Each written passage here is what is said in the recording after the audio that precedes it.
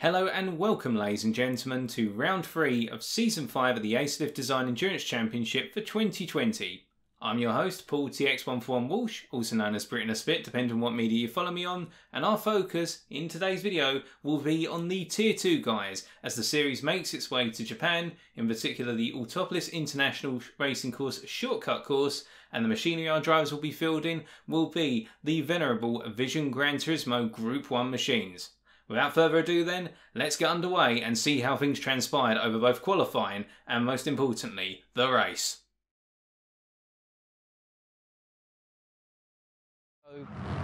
Never driven the race in Super Soft in a long time, in all honesty, but whereas the Soft may last for say 10 laps, the Super Soft is only going to last for say 7 at most. It is made for that grip, and you're going to see it as the drivers are coming out, that they're very quickly going to have to start worrying about managing that tyre if they want to do multiple laps on a single tyre, or they're going to have to come in the pits. As we see, Kamaru's leading the way out onto the field with qualifying active now, all 7 drivers making their way out on circuit eventually. And we're just going to get rid of some of the furniture on screen, so that way you can focus on the cars as they're going around. I've got the time in the bottom right hand corner. But the Super Soft is the grippiest tyre, and in the race it's going to be the tyre that drivers will want to go to if they want to make a lot of ground in a short period of time, but then they'll have to pit.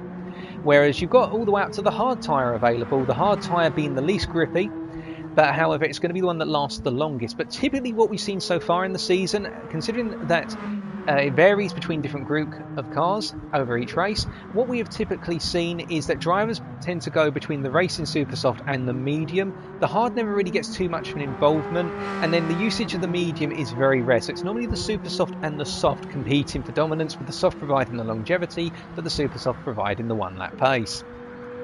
Now, the cars we're in are the Group 1s, as I mentioned previously, and with regards to the Group 1s. So the key thing to note here is that this Endurance Championship is not just about Group 1 cars. And welcome to the chat, Darcy. I'm not going to talk too much to the chat, by the way. If anyone's got any specific questions, tag me on the question. I'll try answering it. But I want to focus on the commentary of the race here. But it's good to see so many people in chat as it is. So it varies between different group classes, depending on the race. So last time out, as I understand it, it was either a Group 3 or a Group 2 race. Don't quote me for certain, but it was one of the two. I definitely know that. And now they're in the Group 1s, so it mixes things up, and the category of car varies from Group 1 all the way down to Group 4. So you've got your basic touring cars in Group 4 all the way up to your super hypercars in Group 1. And then Group 2 you've got your super GT cars, as Kamaru sets a lap time, an initial time of a 58.6. We're just going to ride over to Stephen as he comes in with 59.7. Now Balding coming out of the final corners onto the start-finish straight. How's he going to do in terms of lap time here? Setting a 58.0, that is really setting the pace. JC coming across with a 59.7. Bit of a difficult lap, he'll probably improve next time round. And then we've got Bottle Job and Spooky Lukey coming out to start their laps. So we're going to ride with Bottle Job at this point. So this is his very first lap as Conrad Meatsos comes round and sets a 58.6. So I was a little bit off in my timing. So we're looking at laps in the region of about 58 seconds. Optimal laps, the fastest laps. And then in the race we're probably looking, with full fuel loads on board, around a minute in terms of a lap time, coming down into the 59s and potentially the 58s as the cars get less on fuel, if they really want to push for a brief stint. Yep, 1 minute 10 for GT3 class. That's why I was using that as a reference. Thank you, Moon, for pointing that out. So Bottle Job's coming around now, doing his lap. Obviously, what we want to think about at this point is how the driver's going to try and maximise their lap time. Now, some of you may be thinking, well, wouldn't it be a good idea to run with slipstream? Well, yes and no. The problem with these cars is these are cars which are not just about their engine power, that magnificent acceleration where they can go from 0 to 60 in under 3 seconds in some cases, particularly in the case of the hybrid, as Bottle Job comes around with a 58.9 and Spooky Lukey follows behind with 59.4. So currently, provisional pole is in the hands of one JJ Balding with a lap time that is 5/10 faster than others around on the field, and Balding at the moment is with a 58.0, so that is a very difficult time to beat at this point, it would seem. Let's go and have a look at Kamaru as he's coming through what would be turn number 9 into the hairpin. Does Kamaru improve here? Let's find out. I can check that for you very shortly, Moon. Is Spooky Lukey driving an Alpine? And we didn't speak about Spooky Lukey, so I can also give you a little bit of a brief. As Kamaru sets a 58.2, so only 2/10 the gap now between provisional pole and provisional second, it would appear. As who's that coming across the line at the back? That was Stephen coming around once again. So he's completed his lap. And then we'll come back over to Bottle Job, completing another lap at this point. And by the way, for reference, you know we've got tyre wear of 1 at the moment. So on these tyres so far, we'd say that Bottle Job has done 3 laps, and we can't see any significant tyre wear of that multiplier of 1. Now think about that tyre wear multiplier when we've got the race. So that's going to be a tyre wear multiplier of 5. And you can imagine already, as Bottle Job gets a wheel on the grass there going into turn 1, you've got to be very careful of taking it all the way to the outside there through turn 1. But you can imagine just how much tyre wear is going to be going through those racing super softs when we get to the race. But anyway, let's take a look around the field.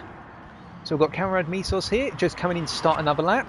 We have got DRC JC completing a lap by looks of things, but doesn't improve. Okay, we've got Spooky Lukey, and yes, you were right, Moon in the chat. Spooky Lukey will be running the Alpine Vision Gran Turismo. This is seen as one of the more interesting cars in that it's very strong on its fuel, but conversely, it abuses its tyres quite heavily. But it's a bit of a dark horse, this one. Do not rule the Alpine out. Now, the car that has been dominating as of recent races, if we can try and find it out on the field. We've got a lot of Hyundais here. So, it's not racing today by looks of things. Is the Audi. So no, there are no Audis out on the field today, but the Audi has been dominant, and the Audi driver's not racing here by looks of things, if there are any in this tier. I need to check that. But we've got a lot of Hyundais here, and the Hyundai is seen as the car that will do well at this track due to its ability to manage its tyres well, and also its handling characteristics. The Audi, for reference, is a car that has a hybrid cell, so it has that battery power and also that engine power, whereas the likes of the Hyundai here, as we switch over to the telemetry of DRC JC, you can see that with that fuel gauge there's no battery pack there, which means that there is no hybrid train. This is purely working off of a petrol engine.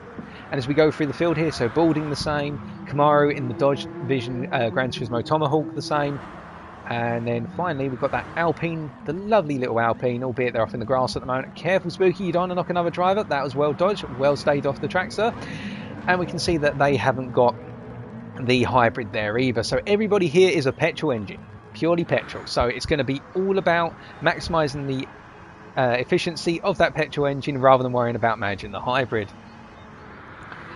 So coming around then, we're just going to switch back to the timing. So JJ Balding is still holding on to provisional pole at this point with 8 minutes to go in qualifying with a 58.0.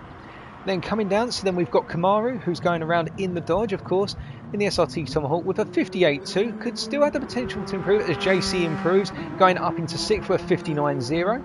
And Kamaru has slightly improved. It's only by a small amount, but it's an improvement, and now the gap is just under 2 tenths between Kamaru and Baldwin for that provisional pole. Now coming around to Bottle Job here, currently sitting on in the Hyundai a 58.3, so not far behind Kamaru here. It looks as though we could potentially have a three-way fight for pole at this time, and then there's a little bit of a gap as Balding improves on that provisional pole position, almost breaking into the 57s. Very nice. Bottle Job does not improve on that lap. Then in fourth right now, provisional fourth, is Conrad Misos as he's coming towards the end of his current lap with 58.6. Can he improve as we watch him cross the line here? Well, we'll find out as he makes a significant cut of turn 11 there, which you are legally allowed to do as long as you keep 2 right-hand tyres on the painted red and white curb. It's a sneaky cut, but one you can get away with. He improves very slightly, but the gap to third at the moment is 3 tenths, and that's quite a sizable amount of time at such a small circuit.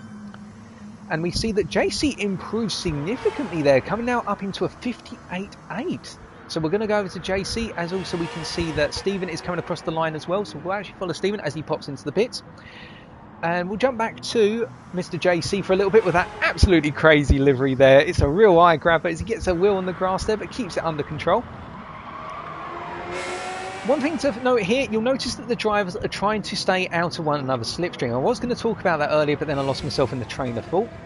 The reason for that is these cars are not just about their engine power, but also their aerodynamics. I mean, these are not your typical road cars. You wouldn't see one of these Hyundais driving around the streets of London.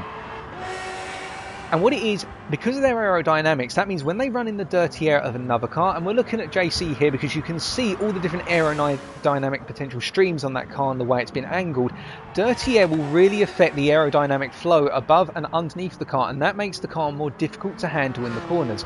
Now, if you were looking to grab slipstream here, what you'd like to do is get slipstream on the start-finish straight as you're finishing your lap. Alternatively, you want to grab a quick amount of slipstream going into turn 1 here, but you can see JC goes a bit wide there. And it doesn't look as though that tyre wear's coming in. He was just pushing very hard under braking, but he got it under control sliding into the corner. And we'll just flip over to another driver so as not to give JC all the attention. Balding coming around once again. And 2 drivers coming to the pits at this point. Kamara just sitting in the pits at this point in time, holding on to that provisional second. So we're going to jump away from him. Looking at Bottle Job now. But the thing is, in running in the dirty air of another car, that means that going through the corners is going to be very difficult to take the corner with full confidence. Alternatively, you're going to have to brake a little bit more or just stay off the throttle for a little bit longer before you re-engage it. And that's going to be a particular factor in Sector 2 here. What if that sector being dominated, as we're going through now, with turns 4 to 6 forming this really tricky combination of the double left into right-hander hairpin, which you can see the drivers are trying to get into the middle of the circuit or as far to the left as possible into turn 6 the hairpin, so that way they can get on the throttle as soon as possible on their exit out of the corner. And that's why they've got the gap from one another at this point in time. And I believe, and we will double check this actually whilst the drivers are going round, so we're just going to come out of the spectator view for a second. I believe it is the case that the slipstream is set to real. We're just going to scroll down very quickly, and we should be able to see it somewhere around here, as my eyesight completely gives up on me, of course. Yep, slipstream strength is set to real. So what does that mean for us as spectators?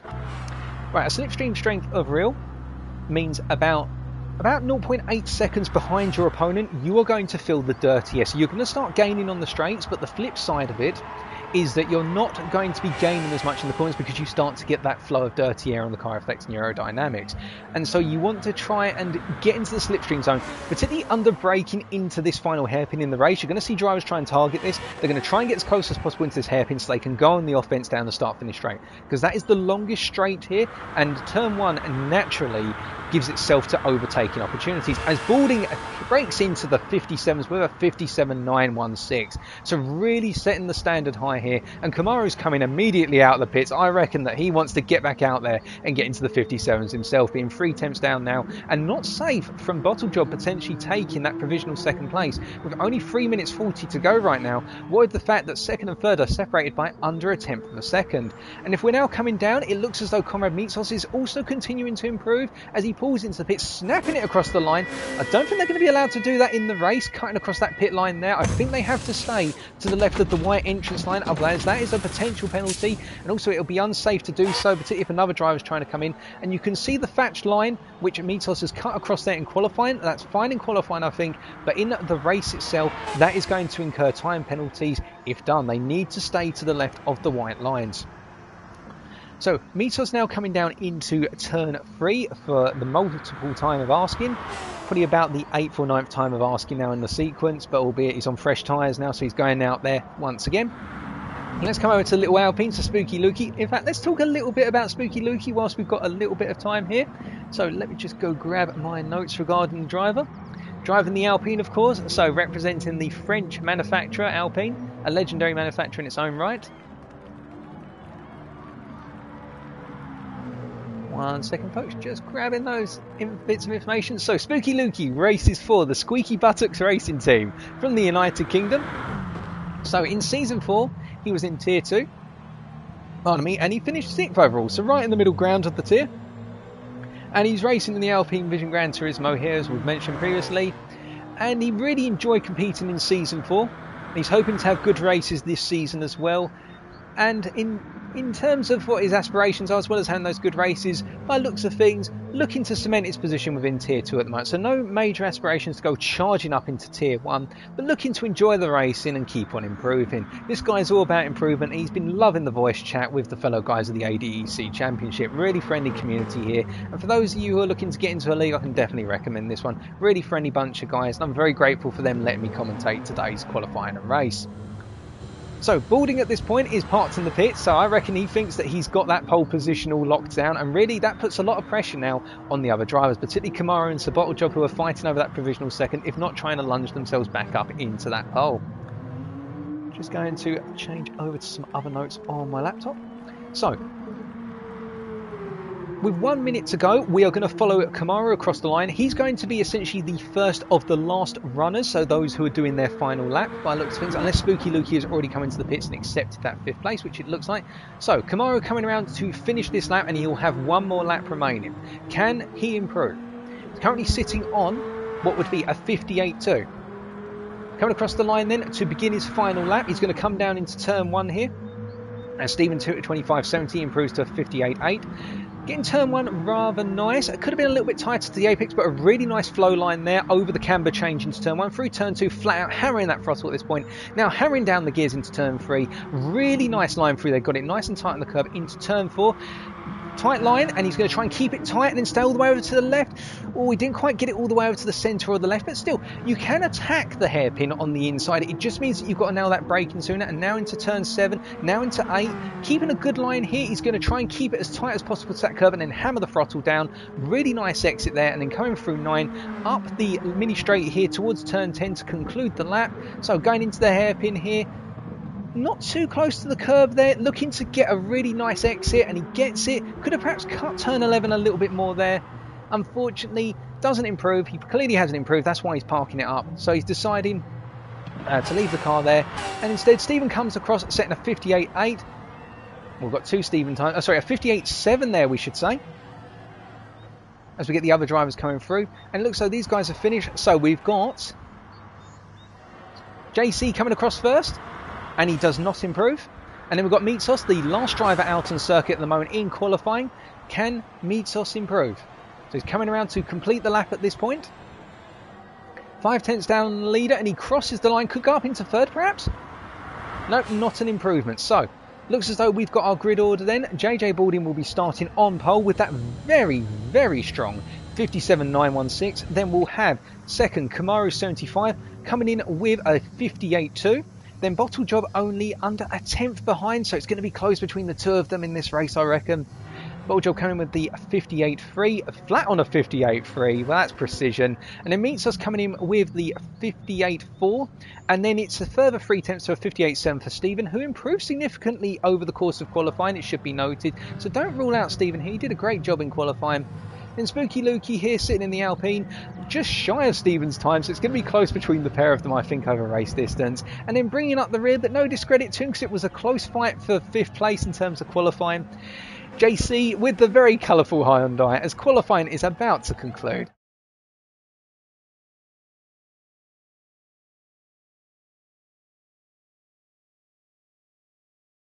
Transition into the soft to get some longevity.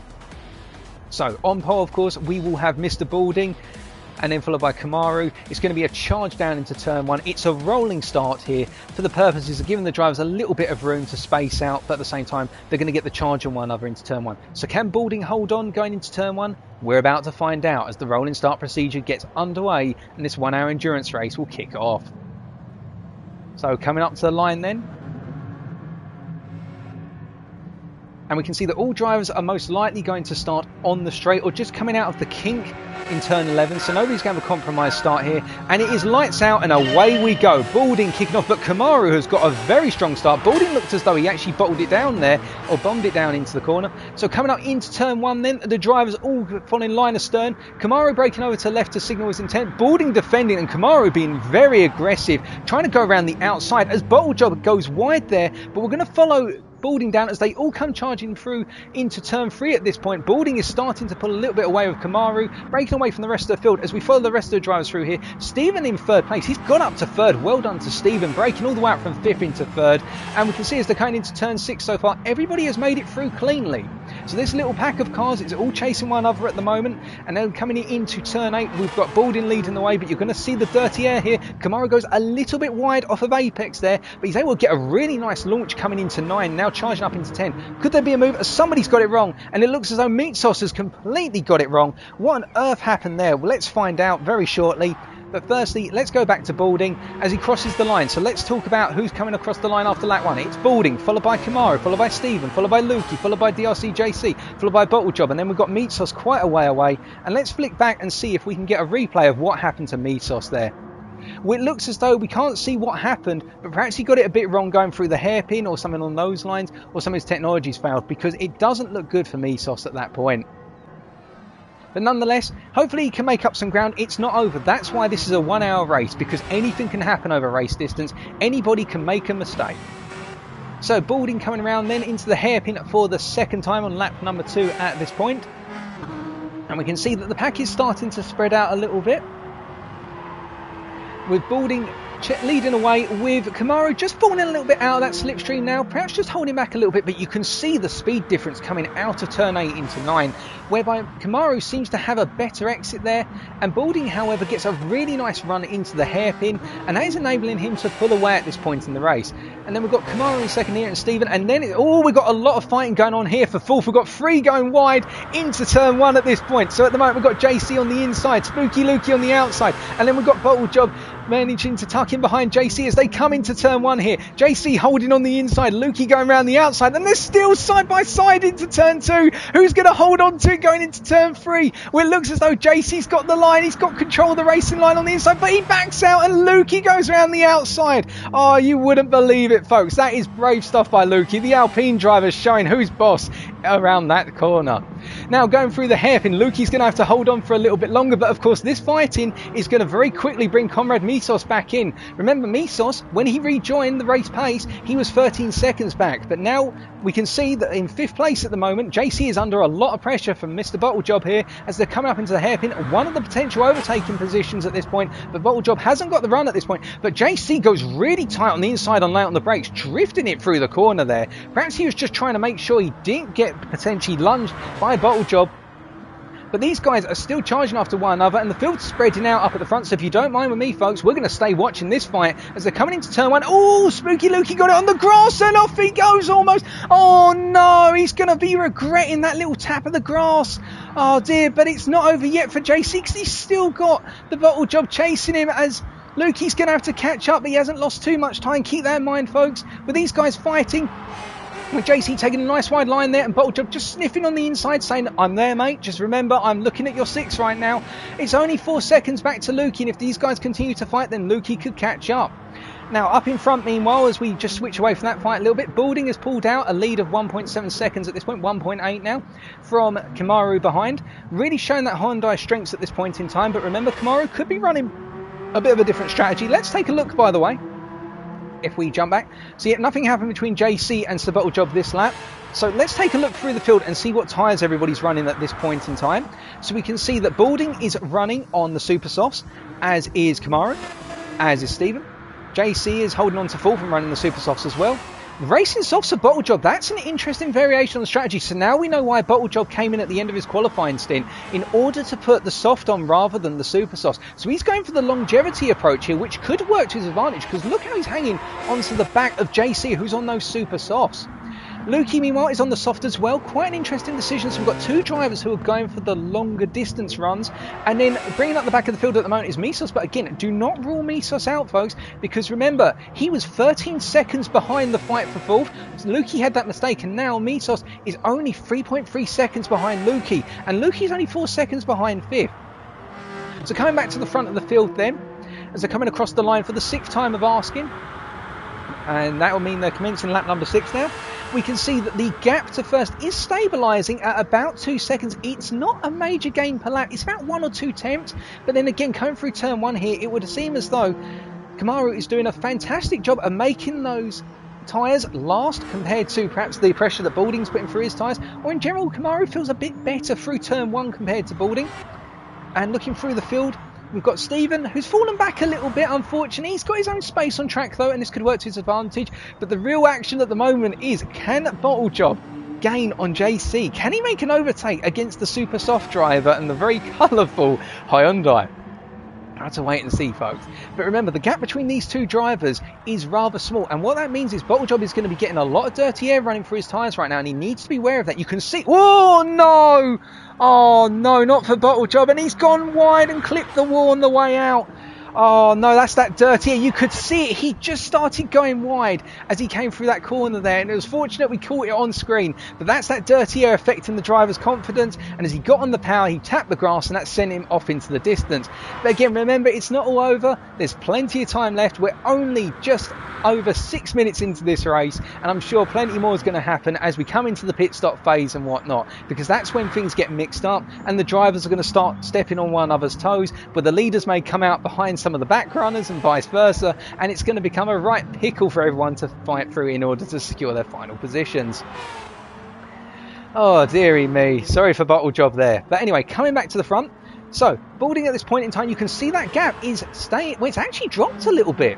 It's dropped by 2 tenths over the course of this lap, and Balding goes a little bit wide there under braking. Let's take a look at those tyres, and those front tyres you can see are starting to feel the effect. He's also got the traction control in there, which in GT Sport, traction control actually puts a little bit of extra tyre wear into the tyres, because what it's doing is essentially is interrupting the power input into the tyres, and that naturally seems to trigger more wear according to the game's mechanics. I don't know the actual mechanical principles behind that, I'll have to read up on them, but there's more tyre wear if you run traction control. That's why you typically see drivers not running traction control, such as Camaro here, and you can see that that front left in particular on both cars, so on Balding, which we're on at the moment, and then if we jump over to Camaro, that front left is just getting a little bit more wear than the front right, and the front tyres are taking a beating here, and the reason for that is because we've got a lot of heavy braking zones going into right-handers. We've just gone through one in turn 6, and what it is the tyre that's the furthest from the apex of the corner will be the one to get the wear, because that is the tyre that is being used to make the car rotate round the corner, based on physical mechanics, i.e. the concept of the centripetal and centrifugal forces. Now coming into the final corner, and Balding has gone wide. Balding has gone wide there, and that means as a result, Camaro is right in that slipstream range. Will he pounce going into the next lap? As Balding is trying to get the dirt off his tyres, weaving from side to side. You're going to have to be careful about doing that weaving. It may be frowned upon by the stewards, as Camaro cannot make the move at this point, but he stayed well off the line. Perhaps a little bit nervous about Balding doing this weaving. Perhaps it's to get the dirt off the tyres, definitely, but just got to keep an eye on doing that, because you don't want to put another driver in danger. And they're coming through turn 3 at this point, and now Kamaru's really going to have to nail this going into turn 6 to get a good run up the hill into turn 10. And we can see Kamaru's confidence at this point, despite being in the dirty air of that Honda, is very strong, and that Tomahawk seems to be handling itself very nicely at this point in the race. And there's no further action going out on track at the moment, looking at the track map. Everyone else seems to be spaced out, so we're going to stay with these two guys. And in fact, how about we ride on board a little bit with the Tomahawk here in the hands of Kamaru as he's coming through at turn 10, and what you can see is just how hard he's having to push on that steering wheel to get the car to turn through, and that's the disadvantage of the Tomahawk versus the Hyundai. It would seem that the handling of this car is not as strong as the Hyundai. When this car is in the slipstream of another car, it is phenomenal down the straight. It's revving all the way up to 9,600 RPM. To give you a point of reference, folks, most road cars will rev up to, say, an RPM in the region of somewhere between 5,500 to 7,000, and GT cars will be going up to 8,000. The likes of Ferrari 458 Italia goes up to 9,000 in the region of that, and now we're kicking all the way up to 9,600 RPM. That is phenomenal on these cars. Balding going through into turn 6 then, and we can see that Kamaru is doing a fantastic job of staying right in the mirrors of Balding at this point in the race, and that must be putting a lot of pressure on the driver in front. As you see, he goes a little bit deep into turn, what would be 8 there. Doesn't cost him too much, but at the same time, what he's got to keep in mind is every time he does that, he's naturally putting more wear through the tyres, and also then he's losing the run up into turn 10 compared to the rather lethal Tomahawk behind. So we're just going to jump out of that camera for a little bit at this point and go back to the third person perspective. Great cameramen at work today around the circuit. And we're just going to take another look through the field at this point, see what else is happening. As Kamaru seems to have fallen off a little bit, Balding seems to have got himself back up to speed, but still, that was a close one there, and we've got to keep an eye out for it. So Stephen in third, a little bit lonely at the moment, and he's definitely not having the opportunity to catch up to the leaders at this point. But then again, the gap between him and fourth placer JC is just expanding very gradually, so it's expanded up to 4.7 seconds. This is a nice place for Stephen to be in. It gives him options. He can choose to extend the stint on the Racing Supersofts. Alternatively, when he comes into the pits, as he goes a little bit skewiffy there under braking, you saw the rear end snap oversteer under braking, and he gets his wheels on the dirt there coming out of the head. Oh no, Stephen, no! Oh no, Stephen, this is disastrous. You've got to be careful about rejoining the track as JC comes through, potentially. Yep, he comes through. Well done to Stephen there for staying off the racing line, but JC is now up into third. And right behind the pair of them, you have got one hungry bottle job who wants to redeem himself from earlier, and he's chasing after Stephen and JC for that third place. As I told you, folks, over the course of an hour, we're only 11 minutes in, and the number of accidents already and mistakes that have occurred by individual drivers is making for a rather intense race. And now going back down through the field, it looks as though Spooky Lukey is not having the greatest of times. He's actually dropped off a little bit compared to where he was previously, and Mitos is catching up. Now let's take a look at those tyres. Oh goodness, look at those tyres on the Alpine. Remember what I was saying earlier, folks, about the Alpine murdering its tyres? Those are softs, and look at the state of them. That front left and the rear left in particular, he's going to need to pit off of those soon because they are in an absolutely dire state, and you can see it under braking here. Look at how the car is sliding under braking going into the corner. And we're going to stay on board with Lukey here because it looks as though Mitos is going to get the move very shortly, or he's going to have an opportunity to going into the hairpin. And those super softs, which should wear faster than the softs, they are doing very well by comparison. Mitos is doing a good job of managing those tyres as he's coming through turn number 8 here. And then going up into 9 to hairpin. Can he get the move done here, or is it going to be going down into turn 1 on lap number 13? So it looks like Lukey defended to the inside very nicely there. Mitos at this point is going to be getting a really oh no, Lukey's lost it. Lukey has lost it, and that's promoted Comrade Mitos up into 6th. Oh, that's very unfortunate, but you could see there what happened was as he got on the power, i.e. Lukey got on the power coming through there.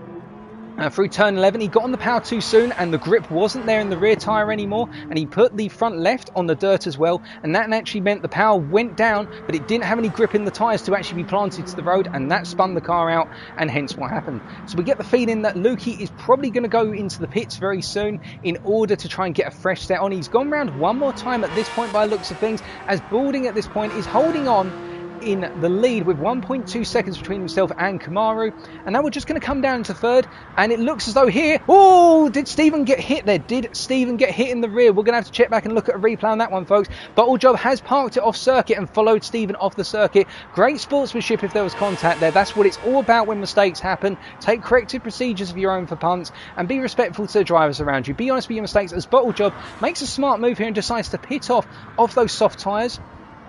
And Mitos has got a penalty that's most likely, I suspect, for potentially cutting limits at turn number 11, as we see Bottlejob comes out of the pits at this point. And we're just going to jump back to the leaders here. And in fact, we need to take a look at what happened a minute ago. And in fact, can we... Right, so coming up into the hairpin, we're going to run it from Bottlejob's perspective here.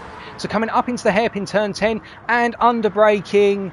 that's very unfortunate. You could see what Bottlejob tried to do there. He tried to snap the steering wheel hard to the right to avoid the contact, but it just didn't work out, and unfortunately he went into the back of Stephen. But great racing by the fellow as Balding comes into the pits to make his first pit stop, but Kamaru stays out. And this is where it's going to be very interesting. We'll come back to that in a second, but you could see the sportsmanship there from the Bottlejob. And he's used that to his tactical advantage as well by making an earlier pit stop than the guys he was racing with. So it could all play out at the same time to the advantage of Bottlejob later on. Now the key thing, you can see that when Balding pitted, he had roughly 11 seconds on... Sorry, he had roughly 1.2 seconds on Kamaru. Kamaru at the moment is only 9.7 seconds up the road, and that gap is coming down very quickly. So it's about 11 seconds for a single pit stop. The time lost without taking fuel on, just doing the tyres. So that's going to be important to know, and the drivers will probably be memorising that. As we can see, Spooky Lukey gets very sketchy coming out the final corner and still hasn't pitted off of those tyres. Good Lord, man. Actually, no, he has pitted on those tyres. My apologies. I take back what I said. Perhaps he's just getting those super softs up to speed and just having a bit of difficulty with them. Well, keep on going, Lukey. You never know. You could still gain positions. Never give up until the very end. Fight until the very end. As Kamaru comes into the pits. Now, this is going to be important. Where does he come out in relation to Balding? There's Balding, and Kamaru is on the right-hand side of your screen as they come down to turn 1. And you can see that doing the early stop for Balding has given him the ability to gain a further 4 tenths on Kamaru for the pit stops. As now Stephen and JC come into the pits at this point. We can see that Stephen has got 5% less fuel than JC. As they're coming out of the pits. And we're just going to see how it all plays out. Oh, very careful there, Bottlejob. Very good job. That's the difficulty of coming out of the pits. But it looks as though JC has come out. And in fact, he pitted a little bit earlier than Stephen. So he's been able to pull a slight gap out at this point. But in return, Bottlejob has got in front of Stephen. That's a bit unfortunate for Stephen because that means now he's got to try and get past Bottlejob, who is running on a fresh set of tyres as well. So Bottlejob has got himself up into 4th by making that early pit stop. Okay, we'll take a look at the tyres that Balding... Oh, but careful, Bottlejob. Oh, no. Oh, no. Bottlejob spins out, unfortunately, getting on that grass, and he just couldn't get the car off the grass before applying the power down. And Stephen comes back up into 4th. Otherwise, that would have been a masterclass in strategy there in terms of him undercutting and Stephen, despite the incident earlier on. So JC is holding on to third at this point. We're just looking at the track map. No action imminent by the looks of things, folks. So let's take a look at Balding. What tyres did he take on? Well, it would appear that Balding took on another set of super softs. So he's really going for it on the super softs, going for that raw pace. And let's take a look at what Kamaru took, also super softs. So these two guys are chasing one another in terms of pace. So I think it's going to be down to the wire between these two. And fuel's going to be a factor as well. So let's take a look at that fuel gauge. You can see, whilst it's a bit small, it looks as though Balding has got a little bit less fuel than Kamaru, which means later on when we get around to the 40-minute mark, which is where you can expect the drivers to take their fuel to the end of the race, if they're not going to take it sort of between individual stops, let's say 5% here, 5% there. Normally you want the car to be as light as possible to put the least amount of wear through the tyres. What you can imagine is when these two guys come in, if Kamaru comes in to the pits only say 1 to 2 seconds behind Balding, he could leap Balding in that final pit stop. But it's all to play out. Let's wait and see. Let's not try and predict it until the fat lady sings, folks. So anyway, Balding coming through then into turn 3. And doing a very good job of nailing that line, as is Kamaru. These two guys are inseparable, and we'll take a look at their lap times in a minute. Going through the field then, so at the entry of turn 1, we've got JC in the rainbow coloured Hyundai, holding his own in third place. Having a really good race, JC, so far. Congrats to him. Let's see if he can continue it for the next 2/3 of the race. Then in fourth, we've got Stephen, who had some mixed fortunes, but he seems to have settled into fourth and is chasing down, taking a 10th there out of JC. And we can expect that, given that Stephen at the moment is on the super soft tyre, whereas JC is also on the super soft tyre, well, perhaps at this point in the race, Stephen just feels more comfortable. We can expect that the two are going to close up, because Stephen definitely looks to be the faster driver at this point in terms of pace. Then in fifth, we've got Conrad Misos. Now remember, Conrad was the driver who went off very early on in the race and fell 13 seconds behind the pack. But already, look where he is now. He's up into fifth. He's got 6 seconds on the guy behind, Bottlejob, and he's 6 seconds off of Stephen in front. He is running Conrad Mitos on a set of super softs, so he has done a pit stop as well, but he's really making those tyres last by looks of things. Good wear management through there, and that could really help him gain even more positions as he goes deeper and deeper into the race. Now, meanwhile, we're just going to jump over to 6th place. So we've got Bottlejob coming down the start-finish straight on the racing soft, so this is going to last him longer into the race, and it could mean that he undercuts his opponents by simply outlasting them on track. And then last but not least, we've got Spooky Lukey at the moment, who is having a very difficult time by looks. It's going wide again. Oh, it's not Lukey staying that Alpine on those super softs, clambering into the wall there. Oh dear, we'll stay in it, Lukey. Even if you just bring the car home in 7th, it's still credit to you, and don't be disheartened. Keep on going, sir.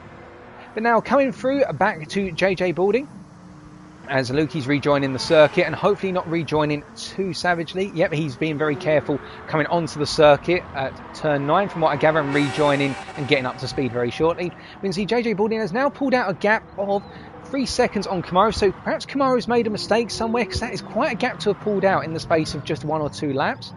But then again, it could be that Kamaru is just backing off a little bit and managing the car a bit more at this point in time. So remember, we did say and we did observe that Kamaru's fuel load was a little bit higher than J Balding at this point in the race. Then coming down to JC as we're coming up to the 20-minute mark, really can see how Stephen is gaining. He has stripped a second out of JC over the course of 1 lap, so we could expect to move potentially very shortly. And then Conrad Mitos, look how Conrad is holding on, only 6 seconds behind, taking a bit of a wide line there into the hairpin at turn 6, but then really getting on the power, and look how smoothly he ran it out the hairpin there. That's what you want to see. You want to see that car planted when the throttle goes down, because that's what these Group 1 cars are all about. It's about getting that power down and then using the aerodynamics through these medium to high speed corners to make up the lap time. And then we've got Bottlejob down in 6th position at this point, and then Spooky Lukey, unfortunately, is now falling a lap behind the rest of the racers at this point. I think he has fallen a lap behind everybody, although don't quote me on that. It would seem that way at this point in time. No, he's in the process. He has been lapped. My apologies. I should correct myself. He's been lapped by Balding and Kamaru at this point, but he's falling back further and further. He's 2 minutes and 3 seconds currently off the leaders as he goes wide again. That Alpine is just really difficult to drive by looks of things. And those super soft tyres are absolutely in a state. Might be an idea to jump onto a set of mediums or hards, particularly the mediums, because they offer you some grip as he spins the car around. It's not Lukey's day, unfortunately, but still, credit to him for trying as he spins it again. That's not good. Not good for him at all. But still, there's plenty more races in the season. Perhaps this is not his day. But focusing back on what else is happening up front. So we've got JC and Steven. Steven is almost in that slipstream zone now. Going onto the start-finish straight to begin at lap number 22. And we're going to ride on board with the cockpit of Steven at this point, if we can. Alright, we haven't got the cockpit available. But we can definitely ride from this perspective. So we are looking out from the bonnet. And we can see just how quick he's coming up behind JC. And what do you reckon, folks? As he goes a little bit wide there, but not too dangerous and keeps it straight. What do you reckon? Gonna have a move going down into the hairpin? Perhaps not a turn 6, unless JC gets a really poor line or absolutely magnificent drive from Steven at this point through this set of corners. But I reckon it could be happening going into the hairpin at turn 10. Now you're going to see here what Steven is doing. He's taken a wider line, and the reason for that is that gives him the ability to get the power down sooner, and also it means that he can turn the car before it gets affected by the dirty air of JC's car in front.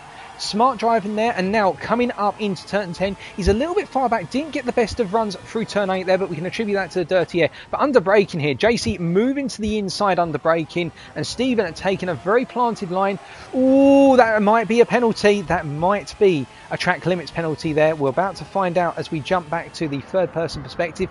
Not quite. I think he might have just had the two right-hand wheels on the red and white curb, but you've got to be careful there, Steven. You're going to be picking up a half-second penalty if you do that again, as he closes once again to JC under braking. These guys really going at it at this point in the race, and we're just going to stay on board because there could be something happening at any point. 3 attempts between the two of them at the moment. From JC's perspective, he's doing a good job of just defending the line, keeping the car straight and narrow to the racing line, and going into turn 6 here. Steven looks to the outside, but it's going to be a tricky one. He's going to go for the cutback, but JC is keeping it tight to the apex, and now going into turn 7, then flicking back into left-hander for turn 8. This is where Steven needs to get it right to hold on close, going up into 9 and then into the hairpin at 10. But you can see that dirty air is just causing the car to drift wide a little bit, but it looks like he's a lot closer this time. He's less than 2 tenths, so he's looking to the outside into the hairpin, but he's not able to make the move.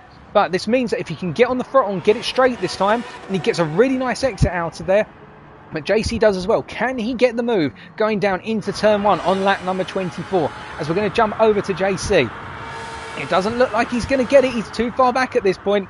Oh, hold on. He's going for the move up the inside, and oh, they're side by side. Steven lifting off the throttle a little bit to give JC the space, and it looks as though Steven's backed back off again and given the place back. It was a little bit of a push to pass, one could argue. Good sportsmanship there, so this fight is going to continue, and we're going to stay with this fight, folks, because there's nothing else happening on track at the moment. Oh, JC got wide, and Steven looked to the inside. Careful, Steven. Time it right. Time it right. You're putting good pressure on JC at the moment. Just wait for the perfect moment. It's coming, my friend. If you're patient enough, it will arrive. JC seems to be feeling the pressure at the moment, as we're going to jump back over to Steven and follow him from behind. And we can see that in 5th place at the moment. Remember Mitos? I said don't rule him out. He's closed up. They've lost 3 seconds to Mitos through this fighting, as JC goes sideways under braking into the hairpin, and then into turn 11 they go. And look how close Steven is this time, running right up the backside of JC. Always a move on at this point. Let's wait and find out. Charging into turn 1 then on lap 25. Looking to the outside at first. Is he going to go for a dummy? No, he's not going to go for the dummy. Too far back to go for that. But you can do a dummy into turn 1. As JC goes wide. Oh, no. And JC is off into the gravel. And there was a little bit of contact between the drivers there. But one could argue perhaps that Steven just tapped him as JC lost control of the car. So Steven's continuing on his merry way. I would if I was in Steven's position. And now looking over to Comrade Mitos then. So we can see that Conrad has really gained from all of this. The gap between him and Steven has dropped from 6.5 seconds at the outset when we reviewed him last. It's dropped all the way down to 2.6 seconds. And from that as well, Conrad's going to have a nice set of tyres to play with. Because remember, he hasn't been in all the dirty air, whereas Steven has been in the dirty air. But he's done a very good job of managing his tyres at this point, Steven, despite the dirty air. So perhaps Conrad just feels as though he needs to be a bit heavier on the brakes. So I don't think we're going to be seeing a move in the near future, but we could be a little bit later on, depending on how the pit stops play out. But on the flip side, do not rule the Rainbow Man out. Do not rule JC out, because whilst he's 5 seconds up the road now from Comrade Mitos, at the same time we have seen that JC does have strong pace on a fresh set of tyres and when the car's in the prime condition, and he may be able to come back. It was a great battle, however, and one we should remember. It's definitely worth a highlight reel, because that was some great nose-to-bumper action. Now, looking around the field at this point as we come to the 26-minute mark. So let's just do a quick recap. JJ Balling is out front. 4.1 seconds between him and in second place, Kamaru 75. coming across the line now into turn 1 for lap 27. Then there is a 27.5 second gap to Stephen, 25.70 in third place. Stephen showing what he's got in that Hyundai, having had a number of incidents which have been mistakes and things on those lines, lagging a little bit going down into the braking into turn 3. It seems as though the lobby's a bit laggy at this point as he goes past the driver, so that's spooky Lukey.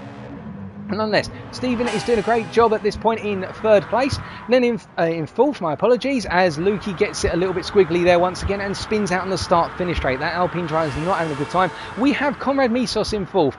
Now, Conrad, at the start, the story of his race so far was that he had an incident on the first lap which saw him spin out of turn 6, and he went all the way down from what was, I think, fourth at the time, or fighting for third, all the way down to seventh. But he's back up into fourth and doing a fantastic job of keeping the car there.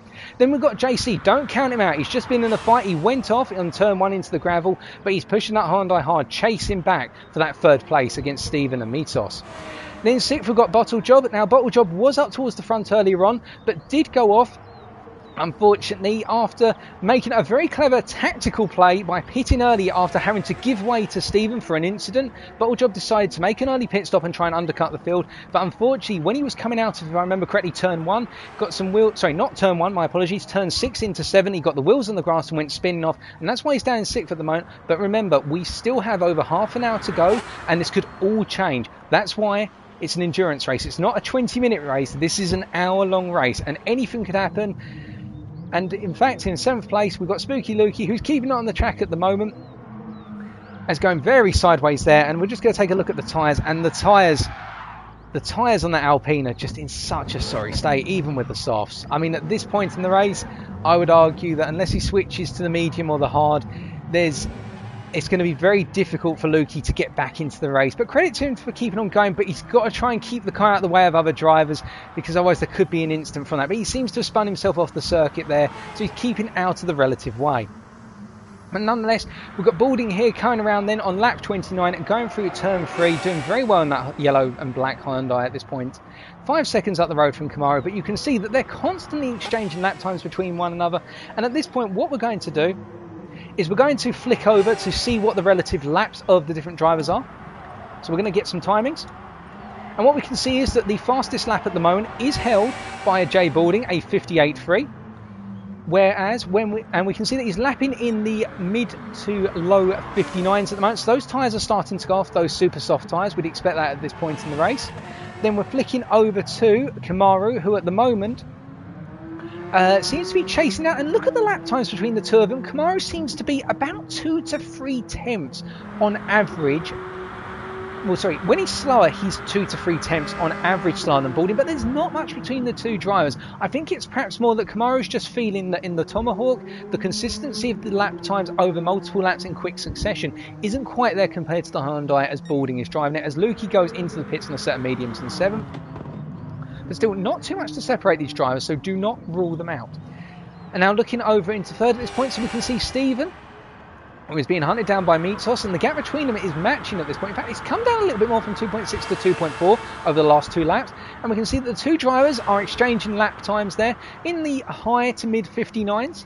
And if Mitos can get himself into the slipstream of Stephen, and he's just pulled another 10th going into turn 1, then we could see some more action there shortly. And we've got Bottle Job here, who has just been lapped by Balding. That's why we saw 2 cars close on the circuit to one another, so don't panic. But we'll pay credit to JC. So we can see that JC is lapping in the 1 minutes at this point. So perhaps he's just calming it down a little bit, because there was a lot of frantic action and thinking, right, he wants to go a bit deeper on these tyres, but he's taken a lot of life out of those super softs through the fighting. So now he needs to just back it off a little bit to get those super softs to go as long as he wanted to originally. And then we've got Bottle Job here, as I said, has been lapped by Jay Balding recently, running in the mid to high 59s typically, but he's had to lose a little bit of time being lapped by Balding. But you can see what he's trying to do here, very clever. He's trying to stay as close as possible to the rear of Balding on that set of softs that are going to go much deeper into the race. And he has actually just pitted, I should point out, he pitted on lap 28, which is why he's so far back from JC, i.e. 17 seconds. But remember, it's 11 seconds lost in the pits without a tyre change. As we see, Conrad Misos and JC both pit here. JC coming in with 3% less fuel than Misos at this point. Now, is JC going to fill up with fuel? It looks as though he may be filling up with fuel at this point. He's just been sitting there, and he definitely did. He has put in a load of fuel. So JC has fuel. That could be to the end of the race. We've got to keep an eye on that, folks, because that is a lot of time lost by being in the pits there, but it could work to his advantage, because we did say that around the 35 to 40 minute mark, that's when the fuel tanks would be running dry. So that brings Bottle Job up into contention for fighting for 5th, and JC really needs to get the hammer down at this point to avoid Bottle Job catching up and potentially making a pass, because that would undermine JC's strategy here, as we see Lukey off in the distance there coming out of turn 6, going off once again. And Bottle Job at this point is really trying to close up to the back of JC. I think he smells blood in the water here, and I think he wants to get past, because that is going to cripple JC's strategy. And then last but not least, we have Lukey running the mediums at this point, and he's just not had a good race in that Alpine. That car looks as though it's an absolute nightmare to drive. The tyre wear seems to be at a very high level, and as a result, it's just making it difficult for Lukey to keep it on track from one lap to the next. But it's no discredit to the driver's ability, it's just not their day to day. But we still do have another 7 races to go after today's one, so don't count Lukey out. We'll come back to the front, and we're just going to get rid of some of the race information at this point. Clear the screen for you guys. So, we have Balding at the moment leading. And to be fair, there's not been too much between the two drivers, i.e. Balding and Kamaru. One thing to note at this point as well, so let's talk a little bit as we see there's a yellow flag. And I think I know who that's going to be for. Yep, yellow flag on turn 2 for Spooky Lukey. Just got to be careful there of the drivers who are coming through. Making sure to listen to the blue flags. Well, watch for the blue flags rather than listen to them.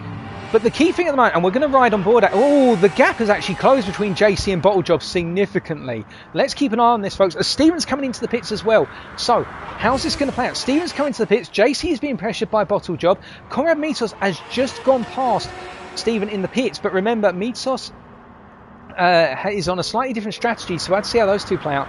But we've got to watch Bottle Job here, because it could be that the two end up fighting very shortly. What with the gap being a... Oh, hold on. Bottle Job's gone for it up the inside. Very, very distant lunge there. I'm amazed the two drivers got through with only light contact, in all honesty, but well done to both of them for keeping under control. Bottle Job's going to try and go around the outside. Not into turn 3, you're not, because it's a closing apex into turn 4, but it does line up rather nicely. I'd say that JC's really struggling on those tyres at the moment off of pace, because Bottle Job is putting a huge amount of pressure on. And look how close he is to the back of JC at this point. Let's get to that on board. Coming through then into turn 8. You can see the dirty... He's trying to keep it as close to the apex as possible, and he's got a perfect line here. He's going to get on the throttle, and this is going to enable Bottle Job to get nice and tight to the rear end of JC, under braking, almost going off into the grass. They've got to be very careful of tapping that grass. We've seen it multiple times. It claims lives. And now coming out of turn 10 into 11, getting a little bit sideways on the tyres there. Bottle Job is really pushing hard on those softs, but JC just had a bit more grip on the super softs there, and they're going to have to wait another lap to see if they can hold on for that place. So JC, 4 tenths up the road, coming down to 3 tenths, under braking. We can see that Bottle Job is not gaining too much at this point. He's still chasing after JC through turn 2. And the slipstream here, it means that he's going to carry a nice overspeed into turn 3, but it means he's going to have to lift or brake earlier, because otherwise he's going to end up going off into the marbles. But coming through 4, he got it planted through 3, into 4, going over that curb. Got to be careful of that curb. He seems to be skidding sideways off of the curb. Then into turn 6 here, and you can see he's taken a different line to JC. He's taking it an earlier apex, effectively, in terms of the closing point of the corner. And that's enabling him to rotate the nose of the car around. And he's staying close to the back of JC, guaranteeing that he's staying in the slipstream, but it's not necessarily giving him the best power output going out of turn 6 into 7. Meanwhile, JC is pulling away a little bit at this point, so perhaps JC's found a bit more rhythm again. Perhaps he's just calmed it down. Perhaps he's having a bit of a difficult time over a couple of laps. But now he seems to have settled down, as the gap between them is 5 tenths. It's closing down to 4.5 tenths at this point. That slipstream becoming a factor as they go charging down towards turn 1 for the 35th time of asking. And JC braking on his difficult braking point, and the same with Bottle Job, as JC gets a little slide there, bouncing off of the curb. That is a dangerous curb on turn 1. We'll talk more about that evil curb later. But anyway, coming down into turn 3 at this point, we can see that JC defending to the inside, very smart defending there, and parking it on the apex very nicely, blocking Bottle Job from getting the cut back. But JC's got to be careful. Will Bottle Job try and go round the outside into turn 6? No, he thinks about it, thinking, right, if I stay close behind JC at this point, I'm going to have him going up into the hairpin or getting a good run onto that start-finish straight. JC is able to pull away on the power, going through through turn 7 into 8, but he gets a bit wide there. But Bottlejob has to be careful on the throttle. You don't want to hit the grass for the second time, my friend. And charging up into turn 10, you can see that he is closing bit by bit, as there's a little bit of a latency spike there, but nonetheless the drivers keep on going. Bottlejob getting a much better run out of turn 10 into 11 now to start finish straight. I think the move's going to be on here, folks. Will he go to the outside or stay right behind JC? So JC's going to defend to the inside. We're going to hop to the third person camera. And we can see JC is holding to the inside, but Bottlejob is going to go around the outside. And what a masterclass move. Now he's just got to nail it going down into turn 3. Just don't let JC back past Bottlejob and you've got this. Oh, and JC's looking to the inside, but he hasn't quite got the overlap to make the move. And that means Bottlejob claims the racing line into turn 4 and he's starting to pull away a little bit. Can he just hold on that tiny bit longer? As we can see that unfortunately the Alpine in P7, so that was Spooky Lukey, has had to retire the car and is out of the race. That's unfortunate, but he's had to retire. And so we've now got 6 drivers left standing. And Bottlejob has made the move stick. Oh no, JC's gone charging off. What happened there? We're going to have to see an action replay of that one, folks. What happened there? So we're going to ride on board a little bit. So JC goes through the corner, going into turn 8 here, and he gets it on the curb, and then he goes wide onto the grass, had the steering wheel input in, and it sent him flying off. Oh, that's so unfortunate. But you can see that what happens with these cars, you get one wheel on the grass and you've still got that steering input in. And with these cars in particular, with the amount of horsepower they're laying down and the effect of that potential spin-off is amplified so much. Grip is such an important factor here. And it's so sad for JC because he was doing so well to run behind Bottlejob after being overtaken. But remember, it's not over yet, folks. He's still got 22 minutes to go and he can still potentially get back in the fight for 5th, 4th or even 3rd. Now, speaking of the fight for 3rd, let's take a review of this. So remember, the story was that Comrade Misos decided to go for a bit of a different strategy, if I remember correctly, and stay out longer and run a stint longer, whereas Stephen has come into the pits and has a similar amount of fuel to Comrade Misos at this time, but he's gained massively on Misos. So effectively you could say that if Stephen is able to pass Misos before Misos comes into the pit again, he will gain a 1 pit stop advantage over the pair of drivers. So that's where this is all going to come down to now. It depends on which driver comes into the pit for what is most likely going to be their final pit stop in the 22 minutes remaining. Pardon me, whether Stephen is going to be the one who comes in ahead or behind Misos. That is going to be the determining factor as to which one of them is potentially going to be taking home that 3rd place, or whether we're going to have a frantic fight to the finish for that 3rd. Now, we're going to come back to our leaders quickly because we shouldn't forget our leaders. We can see that Balding has just lapped JC. So JC is taking a sniff of the inside there, trying to get it back. But I get the feeling, JC, at this point in the race, you might just want to settle down and use Balding to help you get a bit closer to the guys in front, because Balding has shown throughout this race that he seems to be the fastest driver on circuit, at least in the Hyundai class with that car. He's nailing consistent laps. Lap times have been good, and he's been keeping Kamaru at bay. Whereas Balding is in the Hyundai, we've got Kamaru running around in the rather beautiful looking Tomahawk Dodge. It's not to say the Hyundai isn't beautiful, but if you had to say which one do I prefer, for me it is the Tomahawk. But then again, I'm a bit of a Dodge fan all the way back to the Dodge Viper. But enough about me and my nattering. We're coming down to 3rd at this point. We can see that that gap between 3rd and 2nd is now up to 30.5 seconds, which is no discredit to Mitos, but what we can see is there are essentially 2 packs of cars here at this point. We've got the fight for 1st and then we've got the fight for 3rd, which is spreading out, despite the fact that I'd say 3rd through to 6th have shown they are all within a hair's width of one another in terms of pace. It's just spread out through mistakes as Misos goes wide there onto the grass, but keeps it very straight on the grass. That was brilliant control by them. Credit to the Greek. But we can see that 3rd through to 6th, they've got all relatively similar pace, whereas 1st and 2nd are in a little bit of a world of their own, but perhaps they feel more comfortable with the Group 1 cars here at this circuit. And in fact, let's talk a little bit about Autopolis at this point. I think it's worth doing so. So some things to note about Autopolis, and why actually I think this was a great track to put the Group 1s round. You'd think with such a small circuit and such powerful cars that this would be an illogical circuit, because it doesn't mean that these cars get to flex their muscle.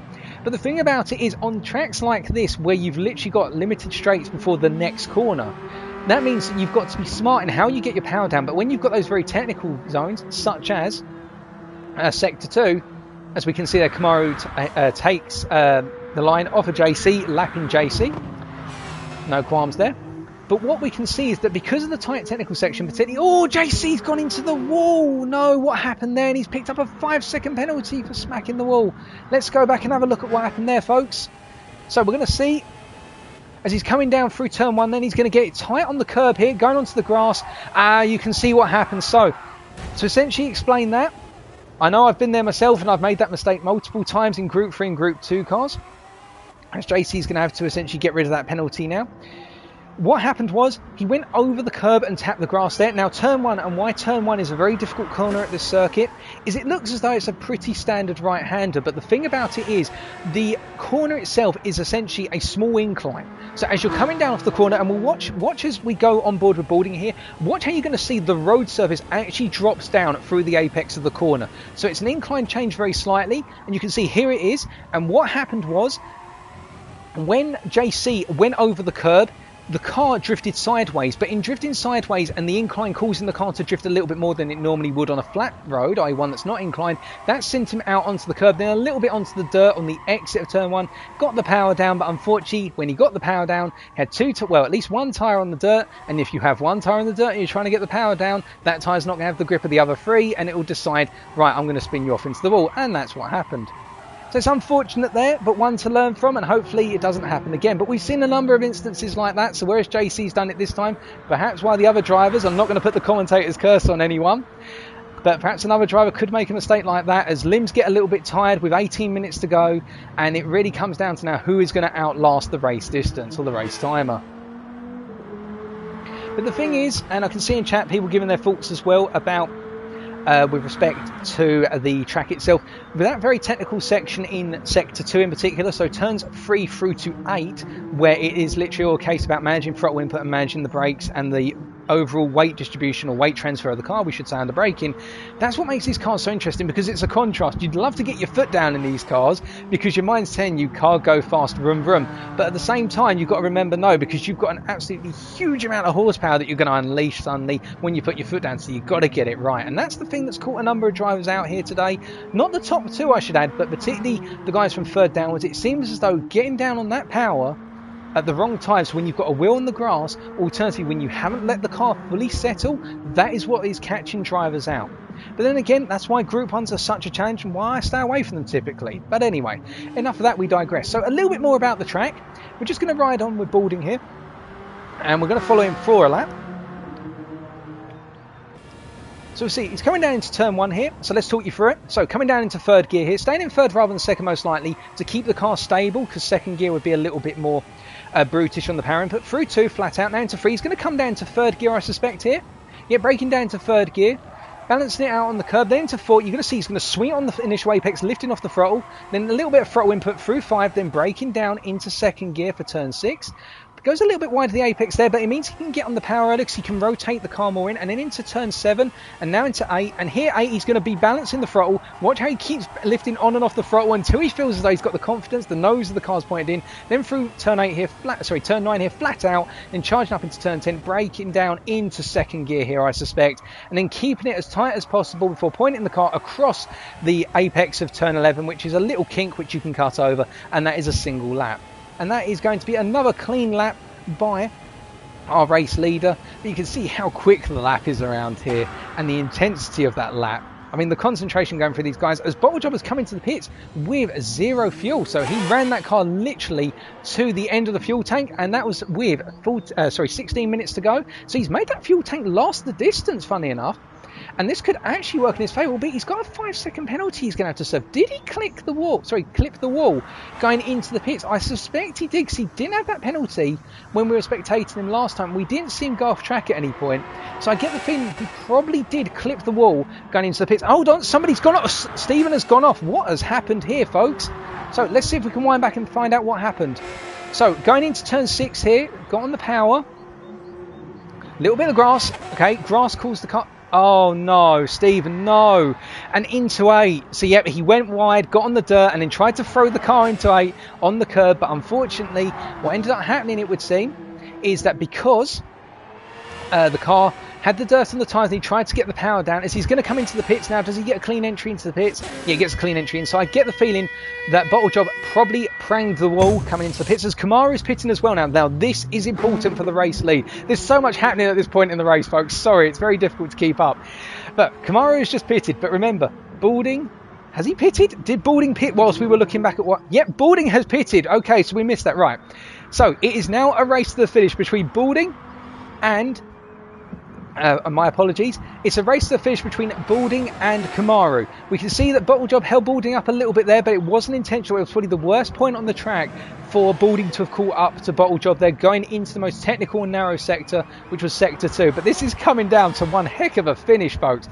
And we see Conrad Mesos has just come into the pits, and we should switch over to Mesos actually, because he's come out in third. So because Stephen went off, and Conrad Mesos, pardon me, has kept a consistent stint, has been keeping a consistent set of lines. He has managed to get himself up into the third with an absolutely phenomenal gap to fall for 5th and 6th now. Starting off at what is effectively 20 seconds or so. So well done to Mesos. He's leapt himself up into third. But coming back to our race leaders at this point. So Balding lost a little bit of time there, being stuck behind Bottlejob going into sector 2. But to be fair, Bottlejob did his best to get out of the way, so no discredit. He did obey the blue flags. But it's 4 seconds between the two of them now. And who is going to come home with the win here, as we've only got 13.5 minutes to go.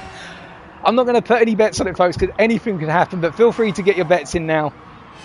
Now these two are exchanging lap times, and you can see it. Balding is keeping the gap at 4.1 seconds at the moment, but Kamaru is not letting that gap open up. He's trying his best not to. And coming further down the field at this point, so Mesos, again, we've already said, is quite a way back off the leaders, so I don't get the feeling that he's going to be challenging for first or second unless one of the leaders has a terrible accident at some point that puts them out of the race, or really out of the race for an extended period of time. But again, if he picks up a podium today, that would be great driving for Mesos, given that his race started off with him being 13 seconds behind the field. Bottlejob here, blue flags for him, so Kamaru is going to be coming through. 21 second gap, well, 22 second gap almost to what would be Conrad Mesos, but you never know what could happen once again, so don't rule him out. And then we've got Stephen here. Stephen in 5th place at the moment, so 13 seconds behind Bottlejob. The gap to JC is 9.8 seconds, and it seems to be closing at a gradual rate, so there could be some action between Stephen and JC as they go towards the end of the race here. We're just going to take a look at the drivers' cars as well, see what condition they're in. So it would appear as though everybody has made their pit stops. Let's flick through from our leader downwards. So Balding on the super softs, definitely going to make those last towards the end, and he's got ample fuel to make it to the end of the race unscathed on fuel capacity. The same with Kamaru, we already talked about that. Then Conrad Mesos, yep, once again had his pit stop, going to the end on those super softs. And we can see that he's using his second gear to go through turn 1. Probably feels more comfortable there compared to other drivers who come through there on third gear. Then we've got Bottlejob, who's just literally clipped over turn 11 and coming down the start-finish straight to commence lap 48 on a set of softs, so he feels more comfortable on the softs. But to be fair, he has been making those softs work really well when the super soft starts to fall off its cliff.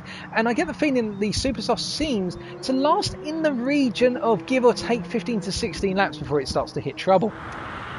Then in 5th at the moment, we've got on the super softs as well with enough fuel to make it to the end, Stephen 2570, and then bringing up the rear of the field at the moment of the drivers who are still running, we've got JC, who has had highs, had lows. JC could still have some highs there on the super soft as well. So we've only got one soft runner, and that is Bottlejob, and then everybody else is running around on the super soft. But everybody has got their fuel to get to the end of the race, so everybody is going to be pushed out as hard as possible.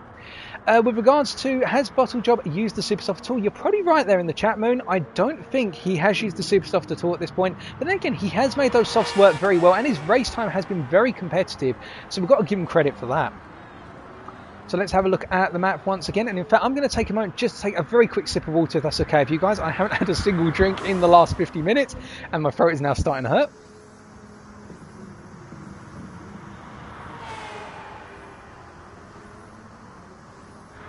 Sorry about that. Oh, my throat hurts really badly. But anyway, so we can see at this point that the gap between Balding and Kamaru has opened up over the last, what would be effectively 3 laps, by about 1.5 seconds. We could argue that perhaps Kamaru has had to deal with a lap into Bottlejob, but I get the feeling that, if anything, if it is 1.5 seconds, that would have been the 1.5 seconds that Bottlejob could have potentially lost. The 1.5 seconds that I think Balding also lost behind Bottlejob. Not because Bottlejob did anything wrong, mind you, that we could see, but because it was just unfortunate that they bumped into Bottlejob on the narrowest part of the circuit. So, with that in mind at this point, the gap is opening up, but we've got 10 minutes to go. Let's keep going down the field. Conrad Mesos here. So the gap has opened up by a further 6 seconds to Kamaru, and the gap between him and Sir Bottlejob has actually come down by the region of about 6 seconds from the last time we had a look, so about 2 to 3 laps ago. But again, that could be a bit of an overstatement. That gap has definitely come down. The gap between Bottlejob and Stephen hasn't really changed too much, but the most important one here, look at that gap between Stephen and JC for 5th place. So Stephen in 5th at the moment, 5.6 seconds, but that gap has come down a sizable amount over the last couple of laps compared to JC. Let's have a look at those lap times and see what the difference between their respective lap times is. So we'll click those on board. So we have, at the moment, it would seem that Stephen has been running in the 1 minute for the last few laps, whereas JC, by comparison, has been running in the 59s, and that's why the gap has come down so much over the last couple of laps. But perhaps, I know, Stephen was having a bit of difficulty just settling himself down into the final stint of the race. Perhaps he just had a couple of moments where getting tired, limbs are getting sore, if he's running on steering wheel and pedals in particular, or the irons are just not staying away. Oh, and Stephen's gone off, no! I reckon he broke a bit late there. We're going to have to check that in a minute. But how does this play out in terms of the two drivers? So we've got a replay marker, and it looks as though JC has gained. He's gained 3 seconds from that, but we're just going to do a very quick flick back as Stephen shakes the car from left to right. So let's ride on board here. So what we're going to see, I reckon he's going to have broken a bit too late for the corner, forgotten his braking point. Yeah, and he's just broken too late. Oh, that's really unfortunate, but that's that tiredness factor coming back in. Now we must get out of the replay, and let's see what's happening between Stephen and JC at this point in time. Nothing at this immediate moment. JC is getting that gap down, though. It's now down to 2.1 seconds, and that's that tiredness kicking in. And I was going to talk about that earlier on, but I got distracted by something else that was going on.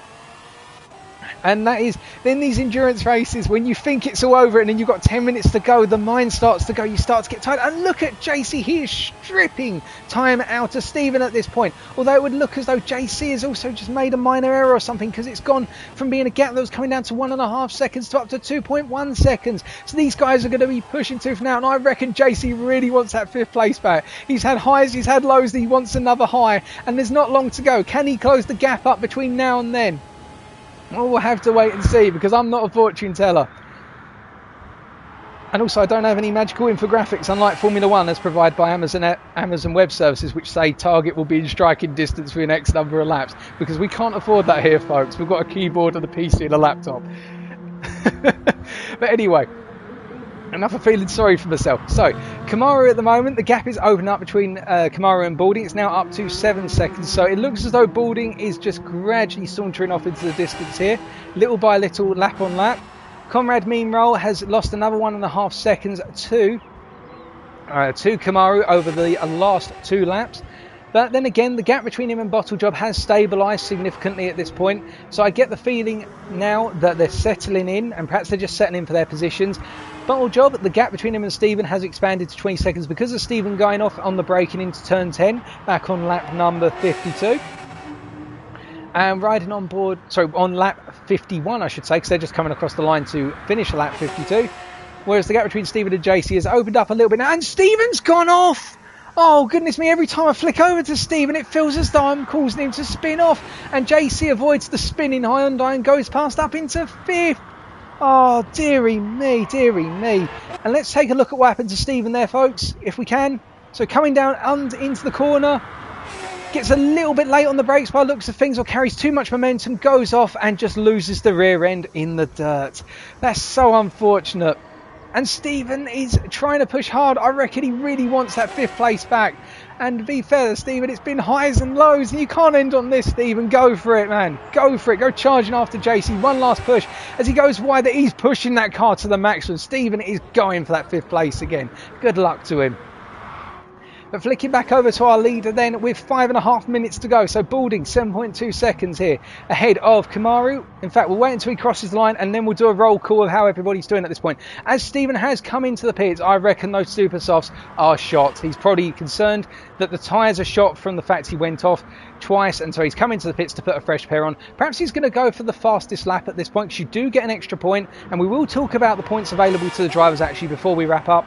So roll calls. Jay Balding coming across in the lead at the moment, 7.5 seconds up the road from the man in the Dodge Tomahawk, Kamaru, who is running a very consistent race behind Jay Balding, and it has been nip and tuck between the two of them for most of the race, just that it seems that Balding has pulled out that advantage naturally over race distance. Perhaps it's the case that the Hyundai is just better suited here, as I got in my race notes earlier on. Now we're going to come a little bit further down the field here, rolling on board now, with the third person perspective of, pardon me, Comrade Misos, the Greek, doing a very good job here of running in third, really showing that sometimes it's just about that consistency. As he goes a bit deep, the commentator's kind of striking again, goes a bit deep into turn 10. I really need to stop watching drivers because they're just going off whenever I look at them. But coming across the line in third at this point in time. Then Bottle Job, 25 seconds down the road, another Hyundai driver,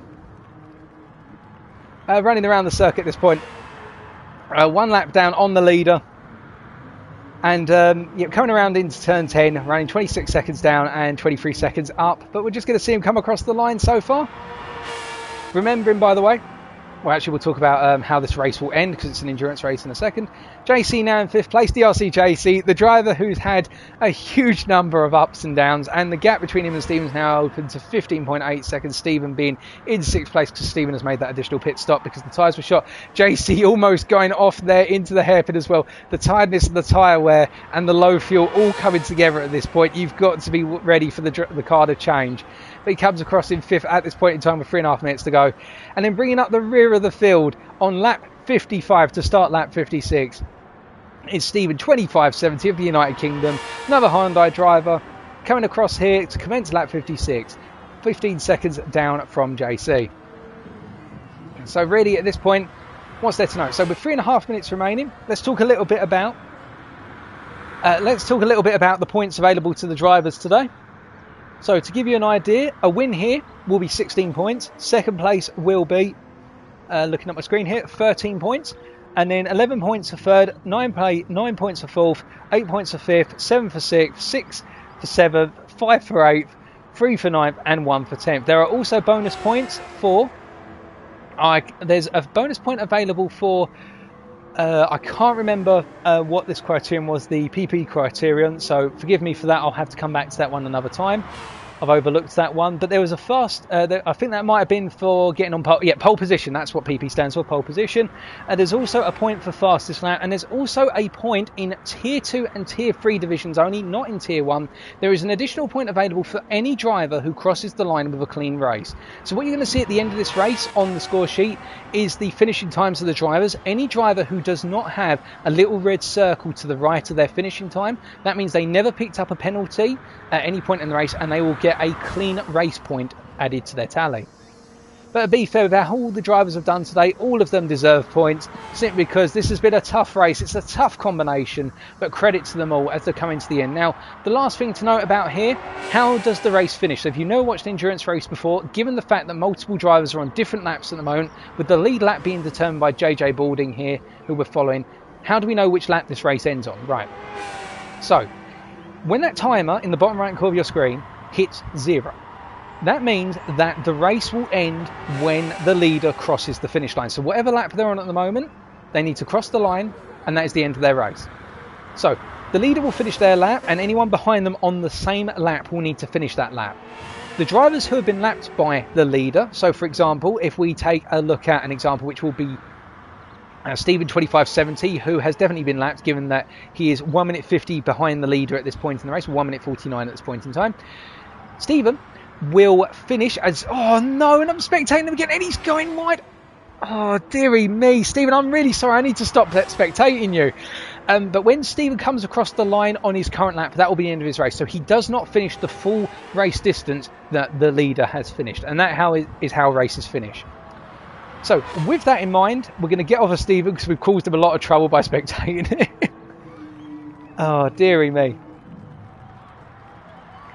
And we're coming on to JJ Balding, who has led this race throughout. To be fair, it has not been an easy race for Balding, and we've got to give credit to Kamaru75, who has kept the pressure on Balding throughout. That 8.5 second gap between the two of them was not like that for the majority of the race, and I think the drivers have settled down, as JJ Balding is going to come across the start-finish line here to commence a 61st and final lap. And we're going to see that Kamaru is also going to do pardon me, a 61st lap. And the drivers behind may not. But JJ Balding is, so Bottle Job has just finished his race. So Bottle Job has just finished. And in fact, yep, Conrad is also going to finish his race at this point. So they finished their current lap because they're not on the lead lap as Misos goes wide there. But given the fact that Bottle Job has already crossed and finished the race, that means that Bottle Job will finish 4th. And JC, let's take a look over there. So JC is going to be the next driver to cross the finish line. Just got to keep it nice and tight through the final corner, JC, and you're coming home in a well-earned 5th position. It's been ups and downs, but you've done very well today. Give yourself a pat on the back. So JC comes across the line in 5th place. Now jumping over to Stephen 2570. In fact, we've got other drivers coming through here. So we've got Balding, our race winner here, coming across the line, and Misos has also crossed the line. Sorry about that, I missed him out. So congratulations to JJ Balding, led throughout the race, coming across the line in 1st place. Well done. And then Kamaru coming across the line here in 2nd place. A very good effort by them. Well done to them. And then the last driver who will be crossing the line on their current lap will be Stephen 2570, bringing up the back of the finishing field to finish across the line in 6th place. So we've got our final standings here of JJ Balding winning, Kamaru 75 second, Conrad Misos 3rd. We'll just let this play out.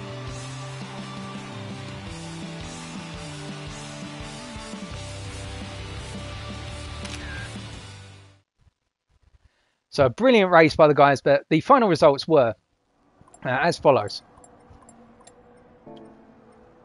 As we will save the replay. The race results were as follows. Your final standings, ladies and gentlemen. JJ Balding coming across the line in 1st place. 2nd going to Kamaru 75. Conrad Misos in 3rd. Bottle Job in 4th. DRC JC in 5th, and Stephen 2570 are bringing up the field in 6th position. We had one DNF in the form of Spooky Lukey in the Alpine in 7th, just could not get it together today. And we can see that only 2 drivers finished on the lead lap, but it's no discredit. There was fantastic fighting throughout, and the fastest lap point will go to JJ Balding with a near qualifying time, only 2/10 off of his pole position time of a 58.1. Very good lap there. And take a look at the lap chart, we can really see that throughout the leaders, so JJ and Kamaru really led this race. There was very little exchange between them, bar at the pit stop phase, where there was a little bit of bounce back between the 2 drivers. Whereas from 3rd down to 6th, you can see along those lines all the way through it. And Conrad Misos was the one who emerged victorious out of the battle for 3rd. It was up and down throughout across the entire race. And with that, that's all we've got time for today. If you have enjoyed this video, be sure to let us know by liking, commenting or subscribing to the Drivers Room YouTube channel. As always, I've been TX141, and until next time, stay safe, stay well, stay smiling, but most importantly, remember to stay on track.